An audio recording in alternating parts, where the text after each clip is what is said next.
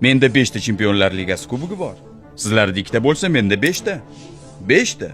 Al-Nasr va Al-Ahli o'yindan kadrlar. O'yin davomida va o'yindan keyin har ikki jamoa futbolchilari o'rtasida ketma-ket to'qnashuvlar yuzaga keldi.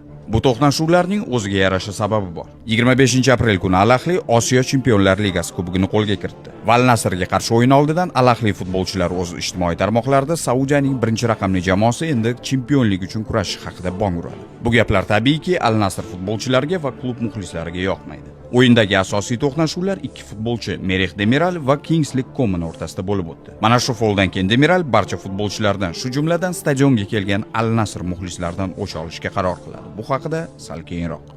Ronaldo o'yin davomida bir necha marta Demiralni tinchlantirishga harakat qiladi. Hattoki Al-Nasr muxlislari tribunadan Demiralga va Al-Ahli futbolchilariga har xil buyumlarni uloqtirayotgan bir paytda Ronaldo muxlislarini buyumlarni uloqtirmaslikka chaqiradi. Mana bu kadrda Ronaldoning harakatlariga e'tibor bering. Muxlislar uni eshitdi.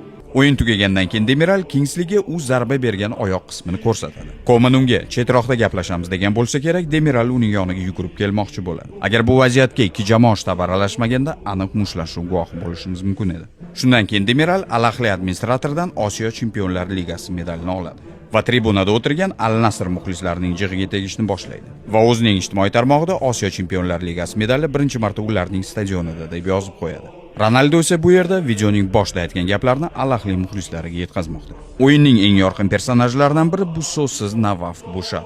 U raqiblar bilan to'qnashuvdagi o'zining har bir harakatini haqiqiy g'alaba sifatida nishonladi. Bu o'yinda Al-Nasr 2-0 hisobida g'alaba qozondi va chempionlikka yanada yaqinlashdi. Ronaldo o'z faoliyatidagi 970-golni aynan Al-Ahli darvozasiga kiritdi.